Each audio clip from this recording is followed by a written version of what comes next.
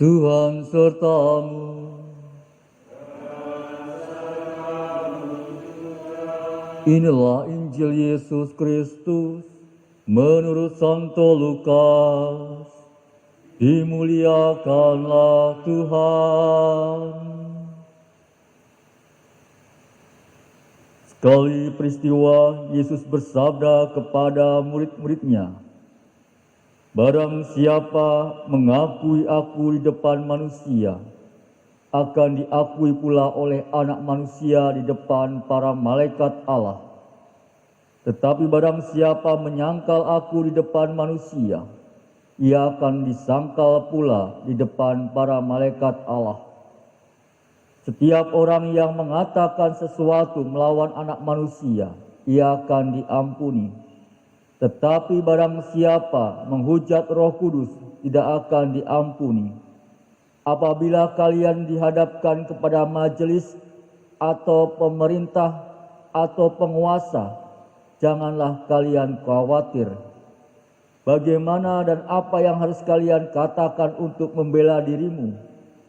Sebab pada saat itu juga Roh Kudus akan mengajarkan kepadamu apa yang harus kalian katakan." Demikianlah Injil Tuhan. Terpujilah Kristus.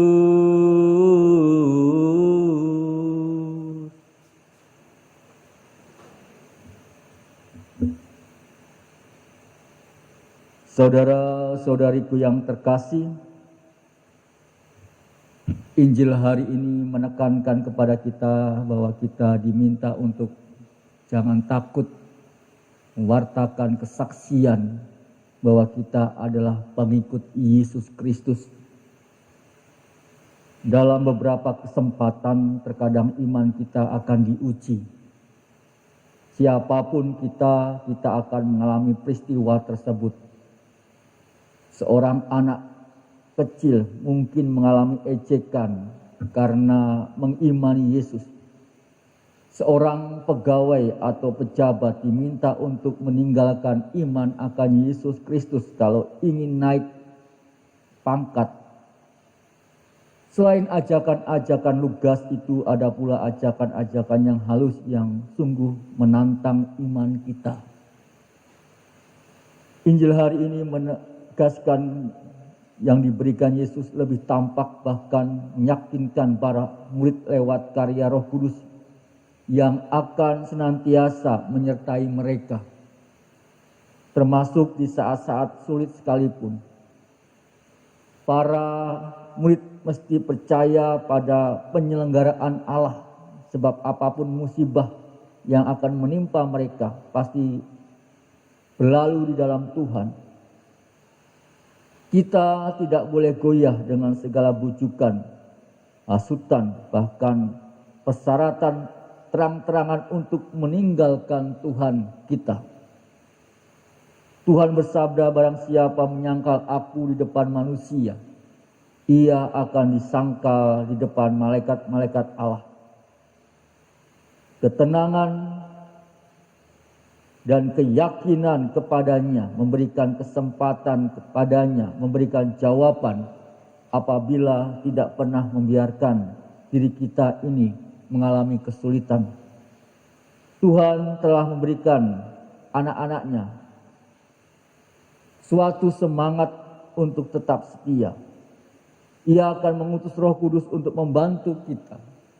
Apabila orang menghadapi majelis-majelis atau kepada pemerintah-pemerintah dan penguasa-penguasa, janganlah kamu khawatir bagaimana dan apa yang harus kamu katakan untuk membela dirimu. Sebab pada saat itu juga Roh Kudus akan mengajar kamu apa yang harus kamu katakan. Saudaraku yang terkasih, sebagai orang Katolik, kita pun mesti memiliki pengharapan yang demikian. Banyak persoalan-persoalan hidup ini yang justru membuat kita semakin jauh dari kasih Allah. Bahkan terkadang kita juga mempertanyakan kuasa Allah. Hal ini jelas menampakkan bagaimana iman kita yang belum berkembang. Allah tentunya tidak akan membiarkan kita berjalan sendirian. Allah pasti akan selalu menyertai tiap derap langkah yang kita ambil. Semuanya justru kembali kepada kita. Apakah mau berharap penuh kepadanya atau tidak? Kita pasti percaya bahwa di dalam Tuhan semua cobaan pasti berlalu. Serahkanlah semua masalah dan juga ketakutan-ketakutan kita di dalam dirinya. Kiranya Roh Kudus yang telah dan akan berkarya di dalam diri kita. Ingatlah kasih-Nya, tiada duanya, dan pada akhirnya semua akan berlalu di dalam nama Tuhan. Inilah yang tentunya diimani oleh Santo Ignatius Antioquia juga. Meskipun ia mengalami kemartiran dalam dirinya, ia percaya bahwa ia pun menyebarkan kasih Tuhan dalam dirinya untuk gereja. Kemuliaan kepada Bapa dan Putra dan Roh Kudus,